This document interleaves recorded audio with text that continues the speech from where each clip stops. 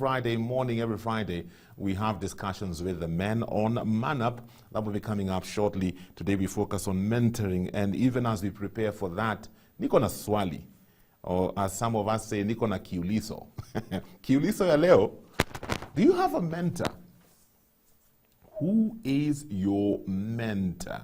Do you have a mentor? Who is your mentor? Share that with me on 20316 for SMS, WhatsApp 0786 316 316. Right now, we want to take a look at the local dailies. What are some key stories making headlines today? Standard newspaper, more pain. Huge debt in budget. Oh my goodness. Yatani's budget is a study in Jubilee borrowing spree and the zero option game of raising taxes and burdening Kenyans more. That's the story right there. You have the famous picture with the briefcase. I keep thinking, if you're the one who does the budget in your house, you should take a briefcase like this. Every end of the month, you appear in the living room. You call your family together with your briefcase. Leo ni siku ya budget. Tupange mambo ya mwezi. And so there's an infographic here highlighting the winners in this budget and the losers. The one thing that caught my attention on this losers list is bread. Oh my goodness, manufacturers of bread will not get refunds on VAT, my friend. Wakianza kushika kamkate hapo, hey, na avocado, my friend, our lives are going to be hard. But no, our lives are not going to be hard. Why? Because, as we like saying and as we believe, we are operating on a heavenly economy for those of us who are born again. Baba Otonglo singer opens up on arrest after budget song fame. You remember Baba Otonglo? Oh my goodness. A Kenyan classic, Baba Otonglo is one of the most popular hits of the 1980s, a well-crafted Benga song that has become mainstay in the local and social and entertainment scene for decades. You can read this story, Baba Otonglo. Oh my goodness. Just that name has brought about a lot of memories. So there's quite a bit on the 2021-2022 budget. You can read about it and find out the different things that are going to be affected and what different people are saying concerning this budget. Let me see. What else is in here? Do we have quite a bit of politics? As expected, politics ni lazima. New party targeting the youth, women, it has been launched. Which chama is this? Check out page 12 of the Standard newspaper to find out what that is. As always, the editorials and opinions from different people and what they think about different issues, you can check that as well. Being Friday, the pullout in the Standard newspaper is Pulse. It's all about Virgin Tales. You can take a look at that story and find out what are they talking about. There's quite a bit in there. And then you have Euro 2020, the other pullout that you can take a look at in the Standard newspaper as well. And then heading over to the back pages, ambitious Italy faced talented Turkey in Euro curtain raiser. That's the big story there. And then from Kibra to the world, how Slam shaped fallen Ayimba's career. It is all about the late Benjamin Ayimba Otieno. You can read his story in the Standard newspaper. Those are some key stories in the Standard newspaper. Ebu tuangalie Daily Nation. What's making headlines in the Daily Nation? Big story, mambo ya budget. Budget of debt and hope. Education gets 503 billion with 281 billion going to TSC. Universities getting 73 billion and 15 billion going to HELB.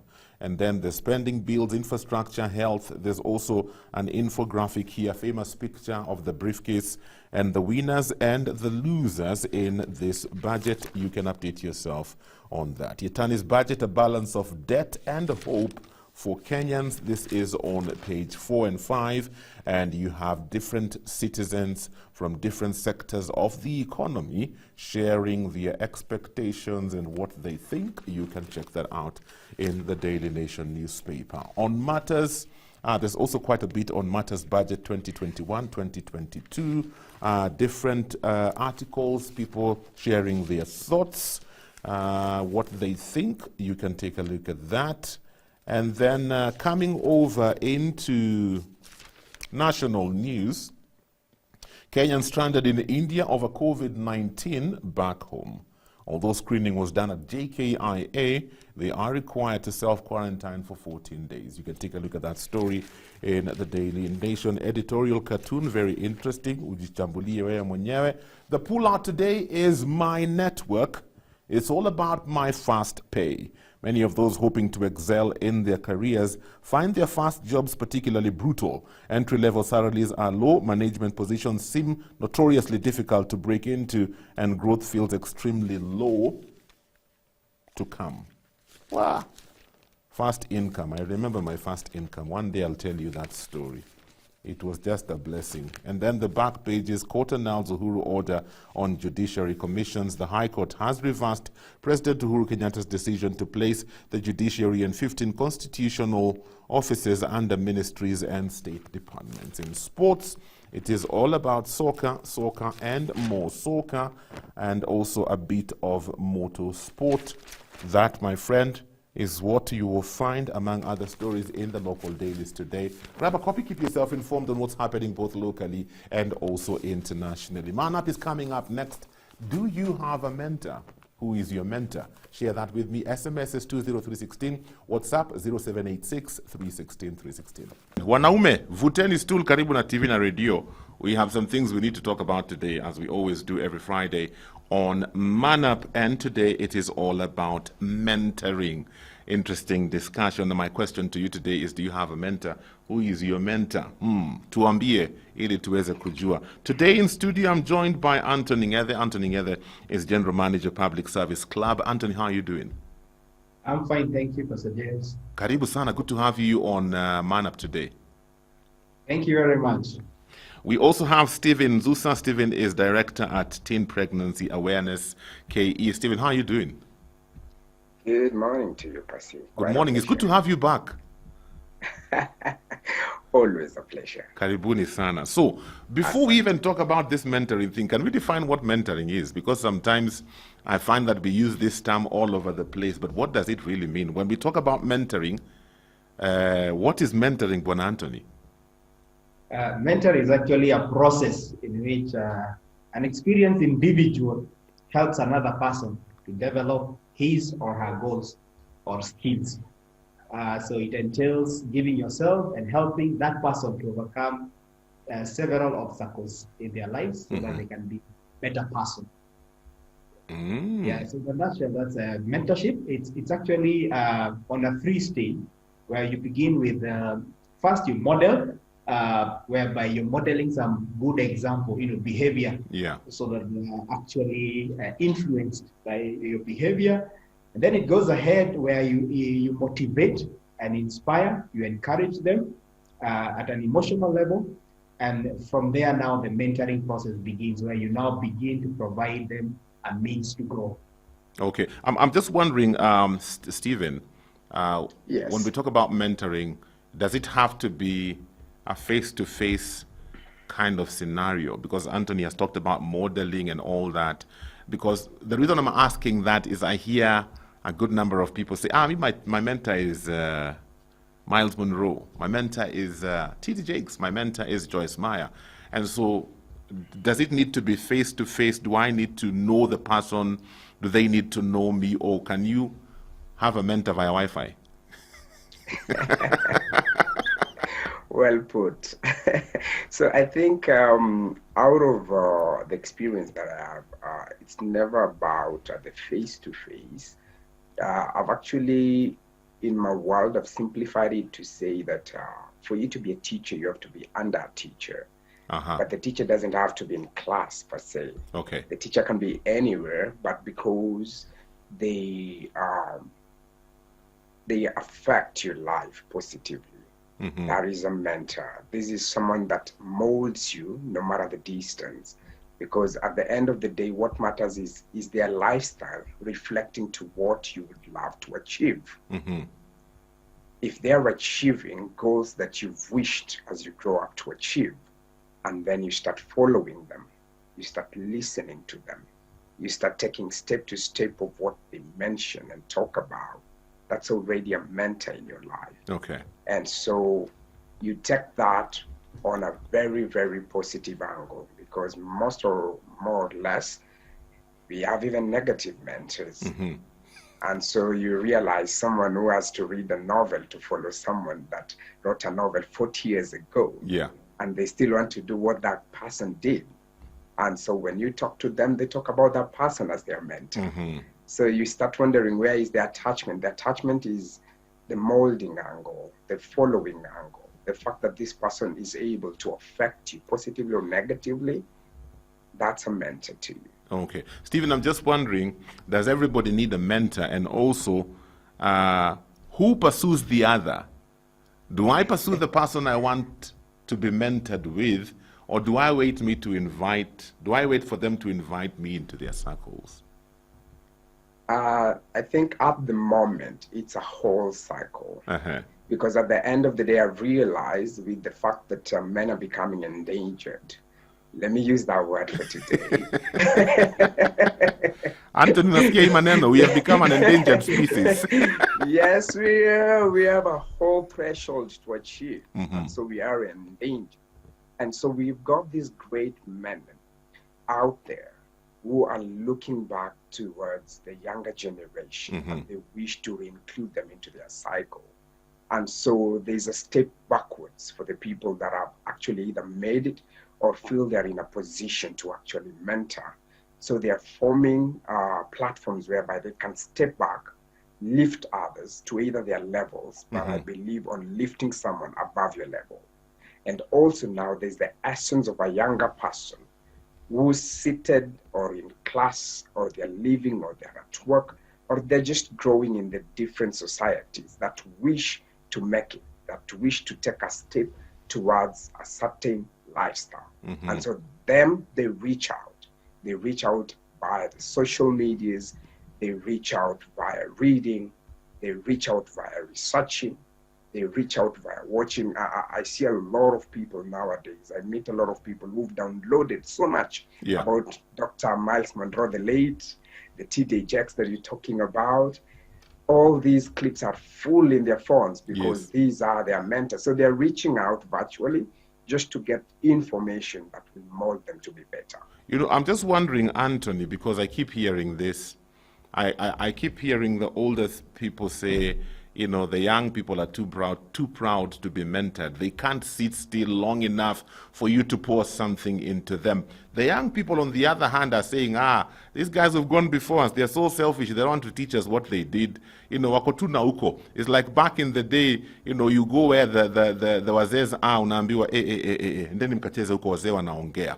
So suddenly now you are them and you don't know what to do because they never invited you into their circle. So where is the disconnect? Why are those who can mentor saying these ones are too big-headed, they don't want to be mentored, and the young ones on this other side are saying those guys don't care about us, they don't want to mentor us? Where's the disconnect?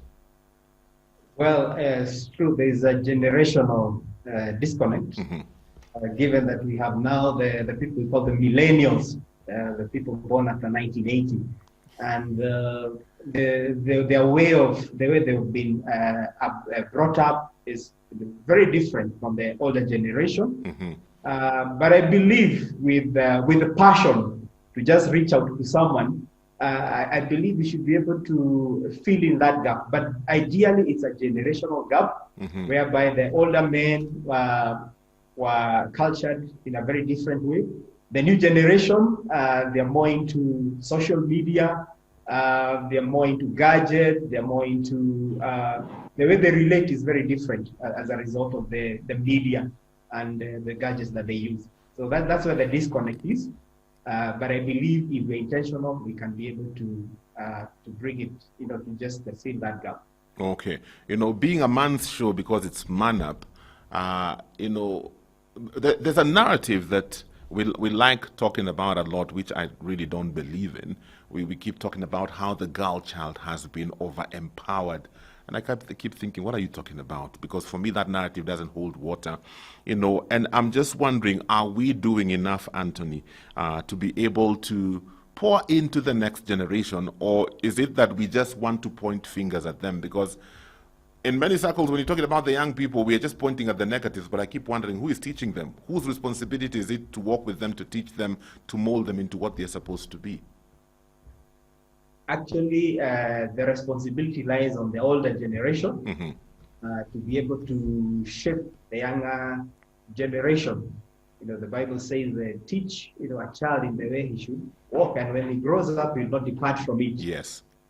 So ideally, we have a role as the older generation to mentor the younger generation. But apparently, we are also stuck in our own schedules. We are too busy to just give the younger generation the time they need, the attention that they are looking for, so that we can be able to come together and understand them and be able to actively listen to them and be able to work with them. We also apparently not good role models, whereby apparently, you see, for you to mentor somebody, you've got to be at the beginning, a good example, whereby you're able to show them the direction. So in that respect, I would also blame the older generation for not being a good example that they can look up to, so that they can also be able to follow. Okay. Yeah. Stephen, somebody's asking, is there a difference between a mentor and a role model, or is it one and the same thing? More or less, the difference is within, it's just a perspective. Because at the end of the day, sitting down and looking at a role model's life, and the fact that I need to follow their footsteps towards the greater venture that I'm looking into, makes him a mentor, even if they don't reach out back to you.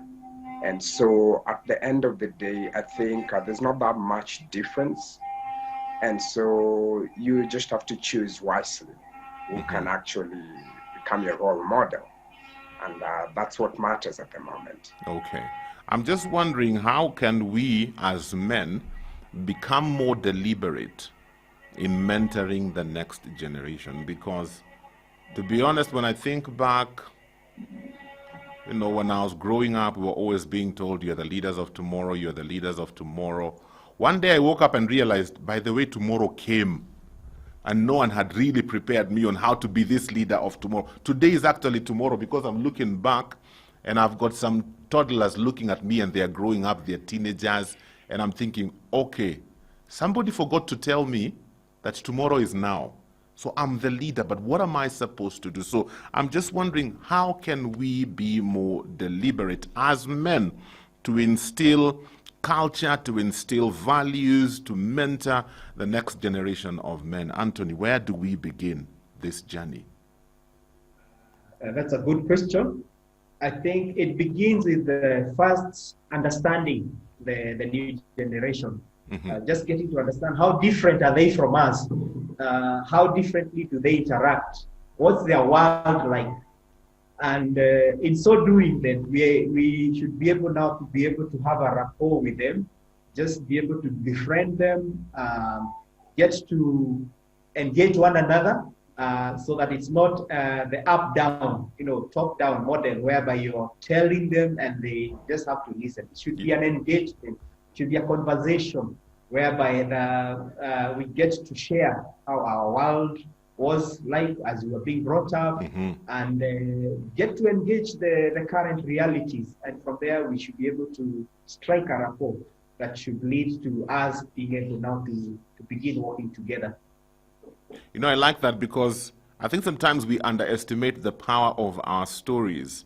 Every time I have an opportunity to talk to young men, just finished secondary school or getting into college or finishing college, and I tell them about how I began life, with only a mattress and a bed and 2 sufurias there and 2 cups and a spoon, in a Kamabati house somewhere. They usually look at me like, are you for real?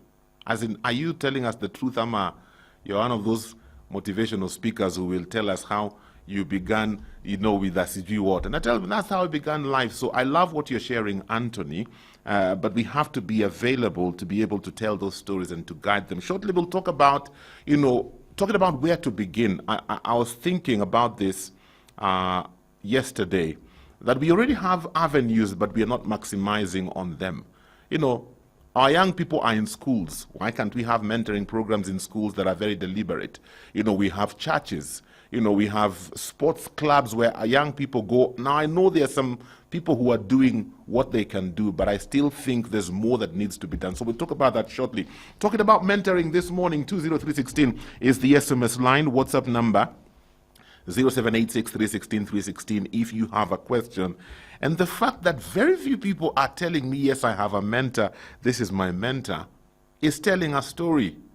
You know, maybe we are not mentoring because we ourselves never had mentors, and we really don't know what to do when we talk about mentoring. We'll also get into that in the next short while. It's about 27 minutes before we get to 8. Man up, today we are talking about mentoring. I'm hanging out with Anthony Ngede. Anthony Ngede is General Manager, Public Service Club, and also we have Stephen Zusa, who is Director at Teen Pregnancy Awareness KE. So, gentlemen, as I was saying earlier, you know, what are some practical things we can do deliberately to ensure that, you know, the next generation of men is mentored, so we can stop using the excuse that the girl child is being over-empowered?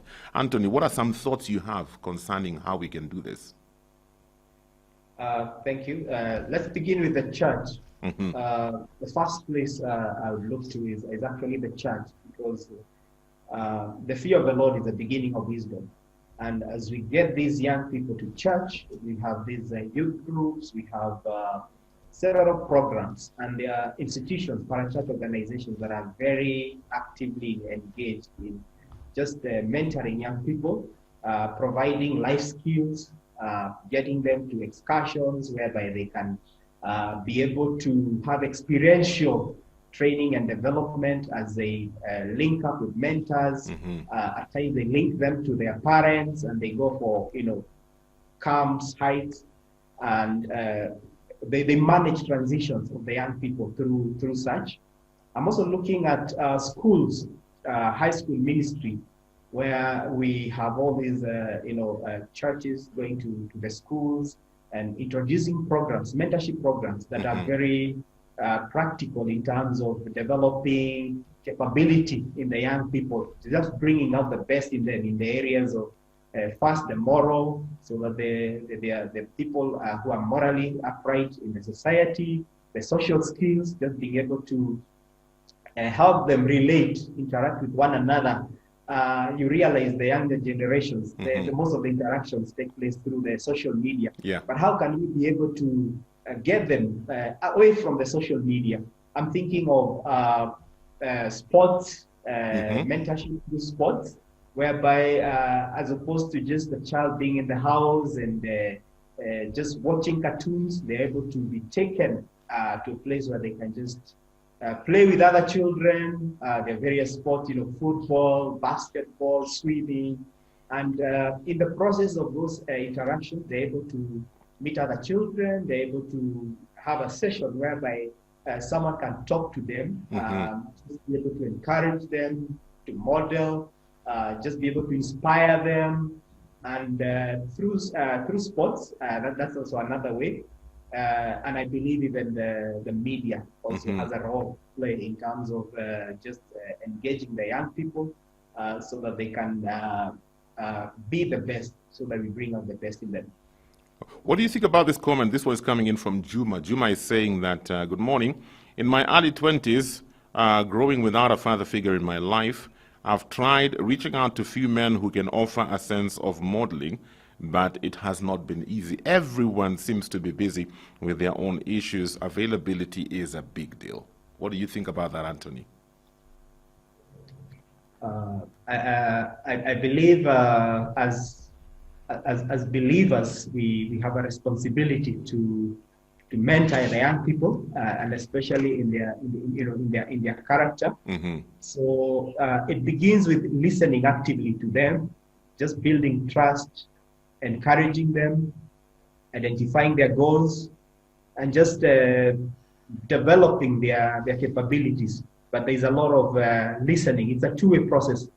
You have to listen to them, start from where they are, so that you can take them to where you want to take them. And from there, it involves a lot of getting feedback from them, so that you can be able to be relevant to whatever it is that they are looking up to. Okay. Stephen, is it possible to have more than one mentor? How many, one at a time?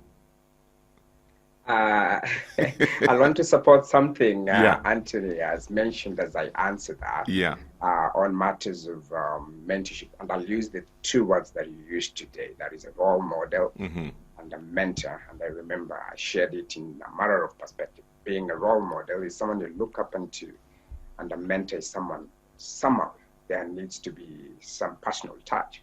And so just to add on something on the Anthony side, I believe it's very possible, as you say, deliberately, for mentorship to start from house level. If someone is able to mold their own sons, then you're giving us people out here whom we can also look up unto. Yeah. Because at the end of the day, as you mold them, you would want them to be either better than you or to be like you. And so many of the other people out here would look at your sons in the same manner. Look at it from the societal level, estate level. There are a lot of young people you meet within the society or the estate. You just have to take that one step to ask them, how is school? How is they going?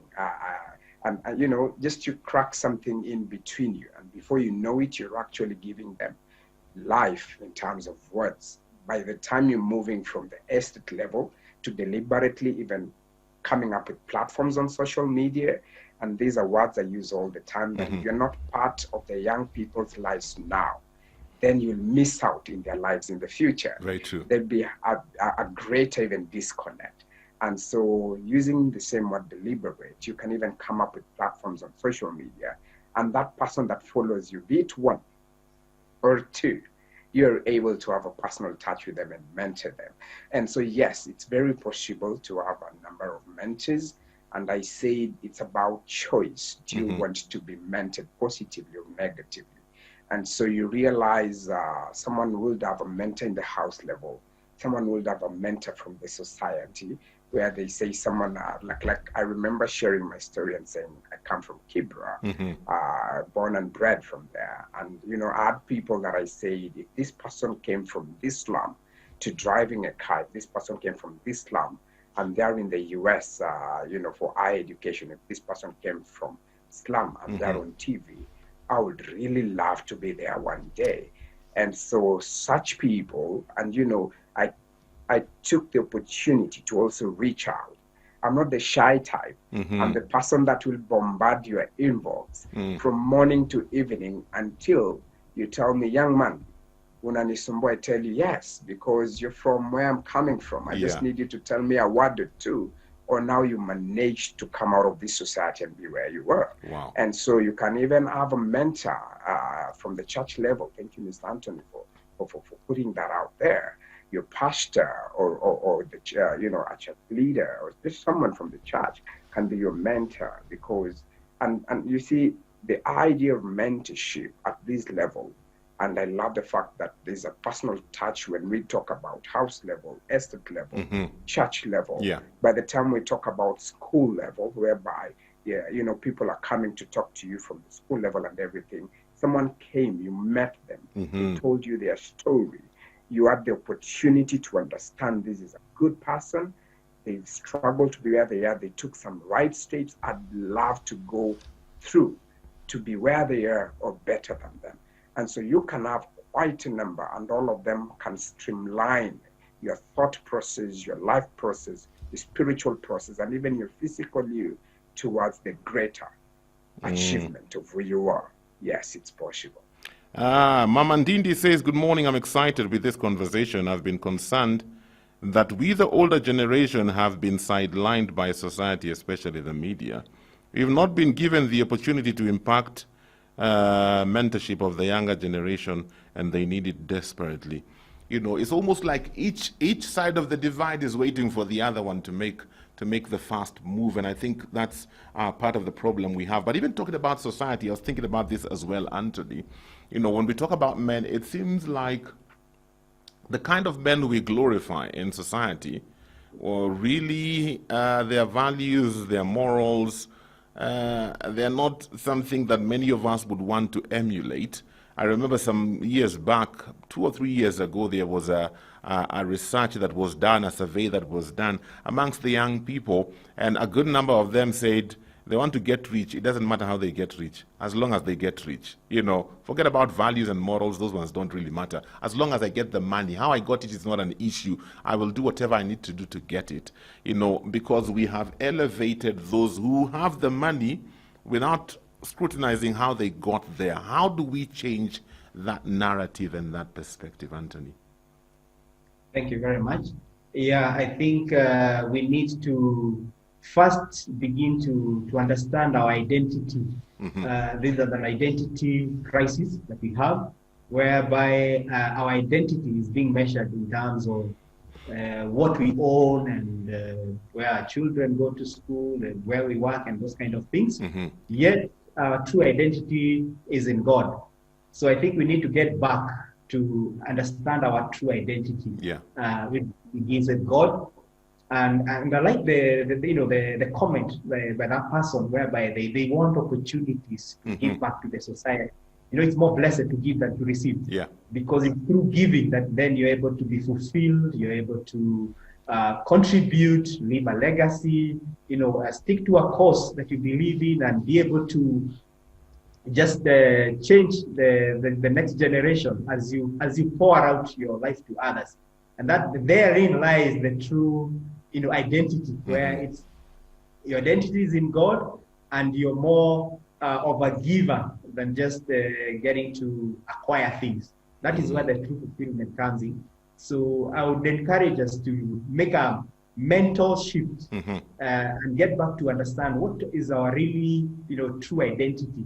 What is the worth, especially for us men? Is our worth measured in terms of, you know, the machines we own, the monies that we have in the bank account, or is it in God Himself, who is the source of all our true inspiration and everything that we are? That's so true. This one says, I agree, it's very hard to get a mentor. I've tried to get one for my son with no success. Not in our church, even within our family circles. It's not easy. Being a mentor, I think, is a calling.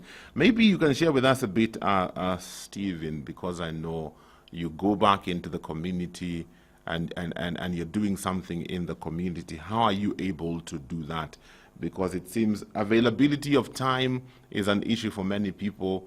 And so how do you do what you do? I want to fully concur with the comments about getting a mentor is not the easiest of things. Because at the end of the day, many of the people that have made it, maybe because of seasons and time, they're too busy, even for themselves.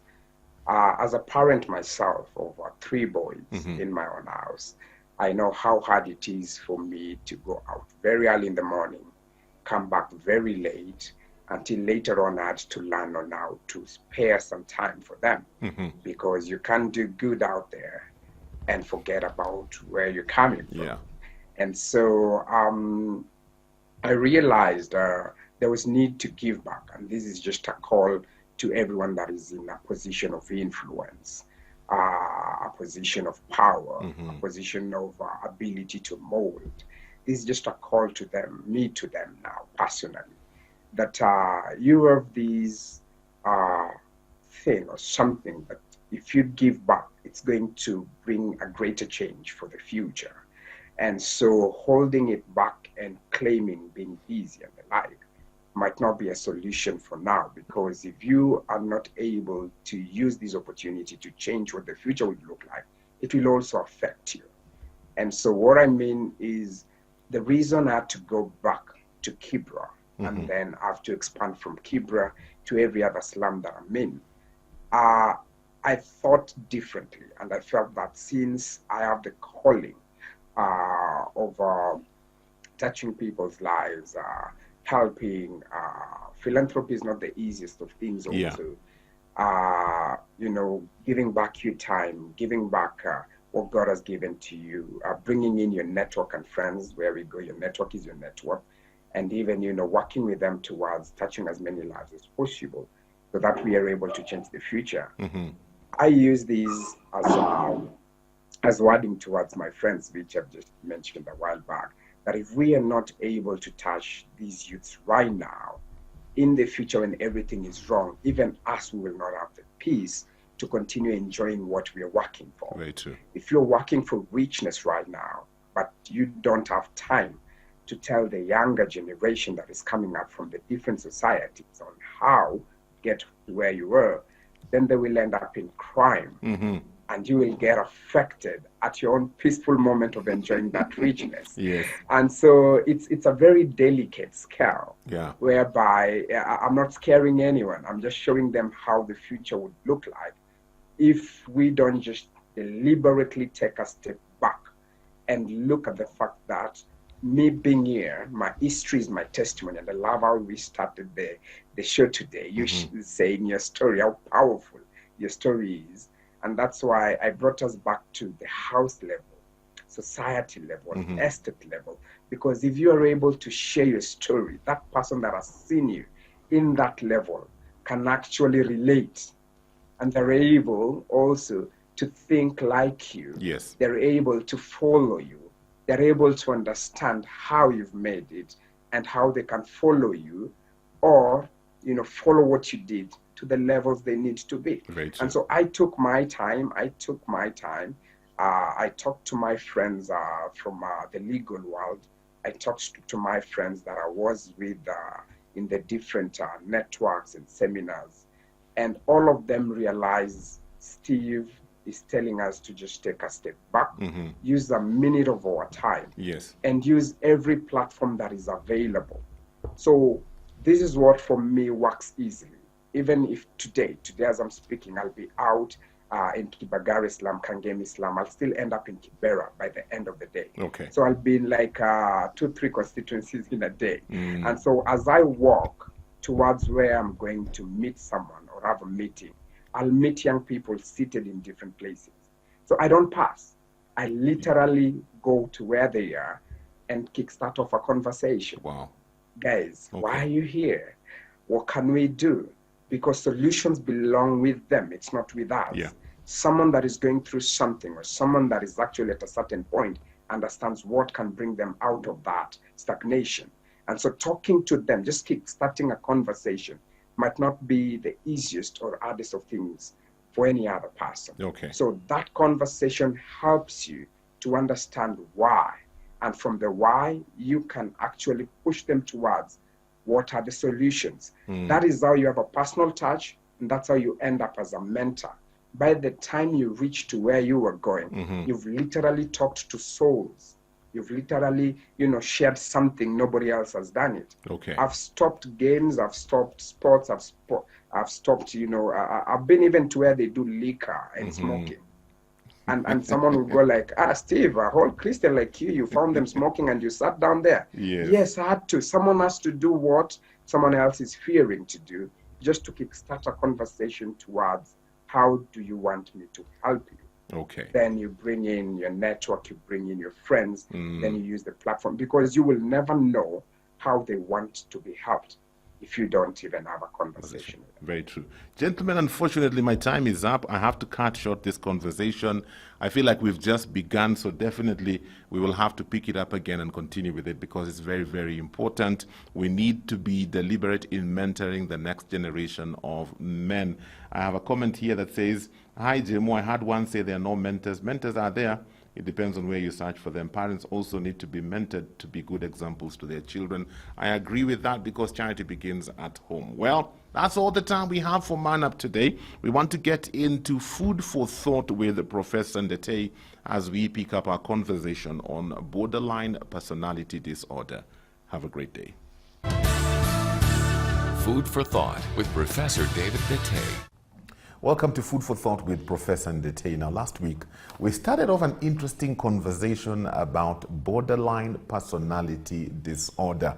I don't know if you've ever heard of that. I'm getting to learn so many new things as we have these conversations. Well, we didn't quite finish. In fact, we barely began as we got to understand what this disorder is all about. So we want to pick up this conversation from where we left off last week.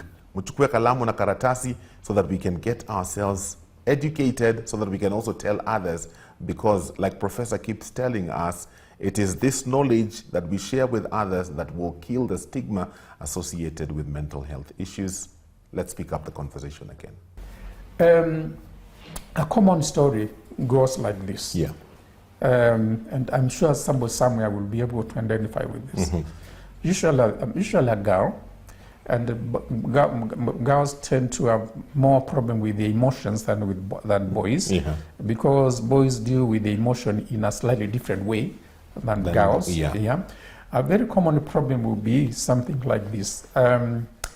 Is a girl, a young girl, maybe high school or whatever, or even university, who is seeing a boy somewhere. Yeah.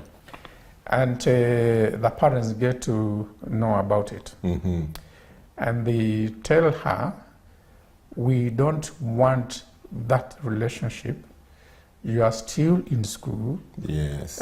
We want you to concentrate on passing your exams. That's more important. Yes. And by the way, I've seen this happen between parents and university students, by the way. And the girl says, no, I am going to continue seeing him. It doesn't matter what you think. I am an adult. I'm going to do that. And then the mother puts an ultimatum. You either stop seeing that boy, or you see me. Yes. Yes. And so the girl goes and takes some tablets. Maybe comes with sometime. Maybe I don't want to mention medicines because I don't want to give people ideas. Yes. They go and take some tablets, or they take some poison, and then they come running to the mother. Mom, I have taken all the tablets here. I am going to die. Go and look for a daughter who will do exactly what you want. Oh. Now, you know the dynamics change very fast. Yes. Yeah. What the mother does is calls an ambulance, or calls a vehicle, a car, or whatever, pulls that guy into hospital, into the car, rushes them to a casualty somewhere to see a doctor. And then the doctor or the professional, one of the things they will do is to do what is stomach washout, gastric washout. And use things like charcoal to suck out the poison. Yeah. And I can tell you it's not very comfortable. So the next time there is an emotional problem between the mother and the daughter, they will know better. They will handle it in a slightly different way. Okay. The mother will go for dialogue, and maybe the girl will not want to take this poison again because she does not want to go through that procedure of stomach washout, which is very uncomfortable. So you can see here is an emotional problem relating to the mother, relating to other people, but basically an emotional problem. They cannot control it. So that's a very common presentation, and I am sure very many families see this kind of behavior happening.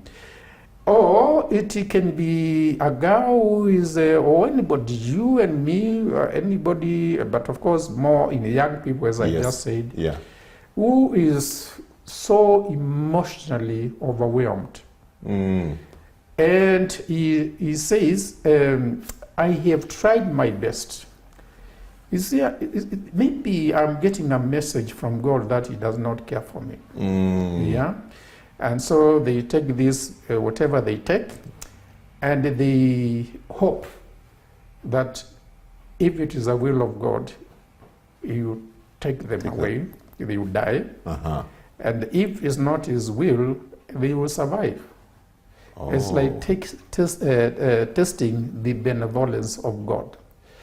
It may be because, as I said in the earlier case, the story that I gave, they just wanted somebody to feel guilty because they are not able to relate very well emotionally with this kind of person.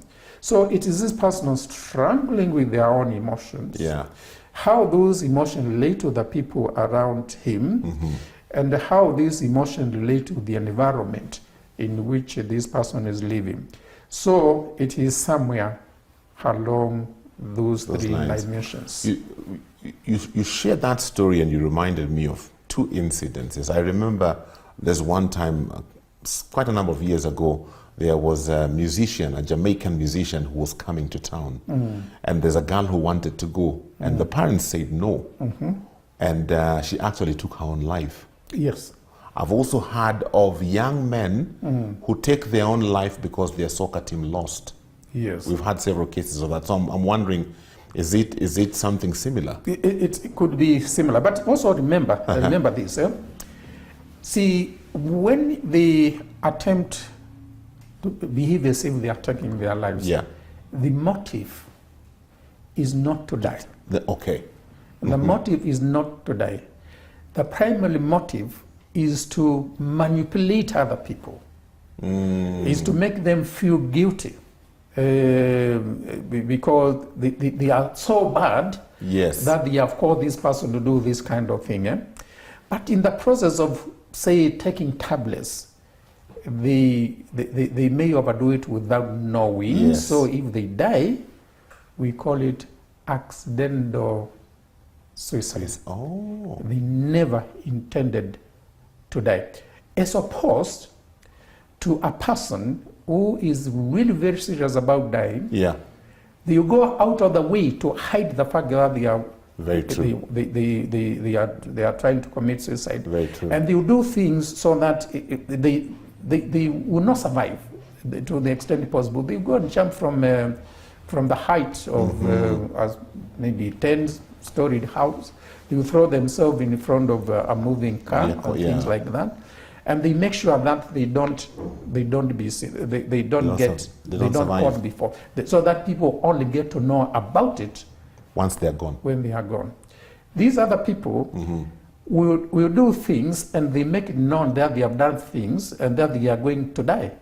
Make believe that they are going to die as a way of manipulating other people. So it's about emotions. Okay, then I'm just thinking about some of the things sometimes I hear in my pastoral work, where you have young people in a relationship, and sometimes one of them presents a case where they say, this person, sometimes I don't understand them.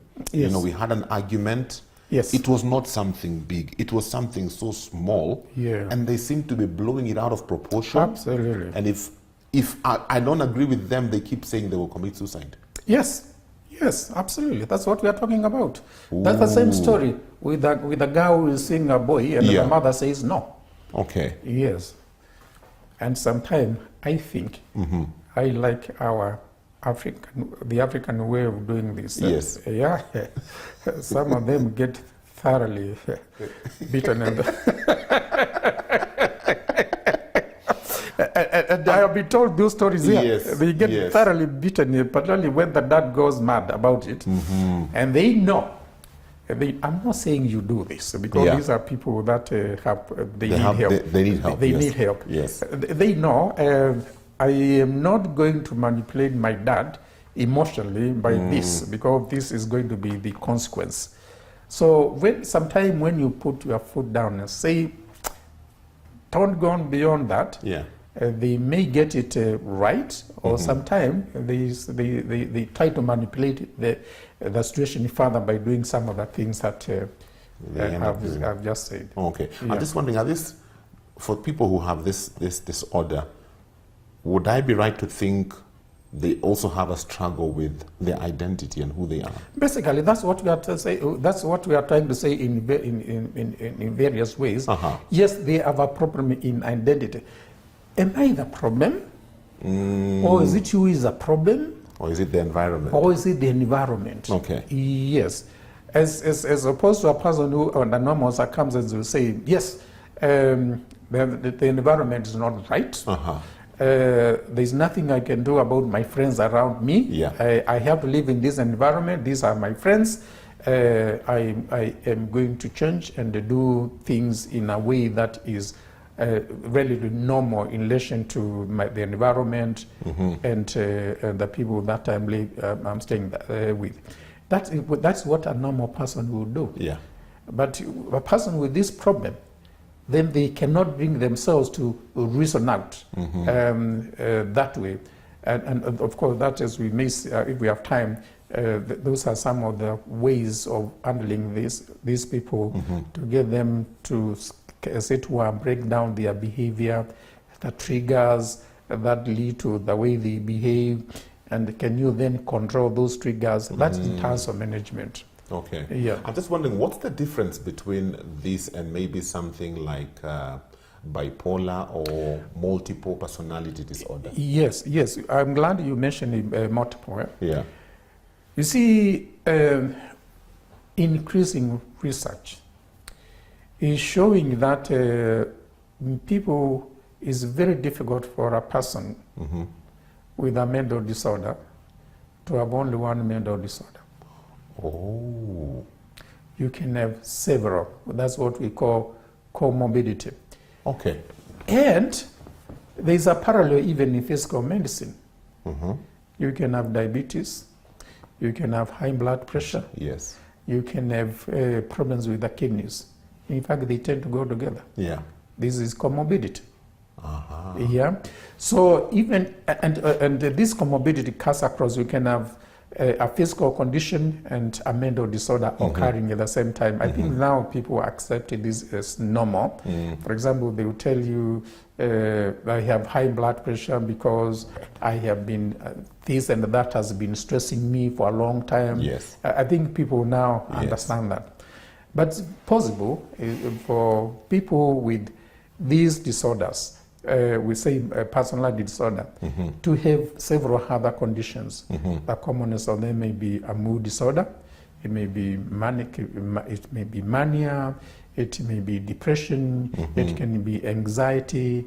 They tend to go together. Okay. Yes, we call it comorbidity. Yeah, and even with personality disorder, does not mean that you can only if you have one personality disorder, you cannot have other personality disorders. That's what maybe we call multiple personality or things like that. Yeah. Comorbidity. Okay. Yeah, That's a new term. Yeah. That's a new term I've learned today. Oh, Comorbidity. comorbidity. Yeah, okay. several conditions occurring together.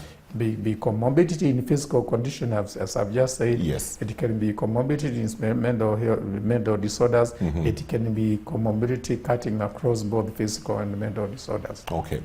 Unfortunately, our time is up for today. Time flies so fast when you are having fun, and I'm really having fun getting some information and getting educated on mental health issues. We haven't quite finished with borderline personality disorder. We'll pick up this conversation again next week on Food for Thought with Professor Ndetei. Have yourselves a great day.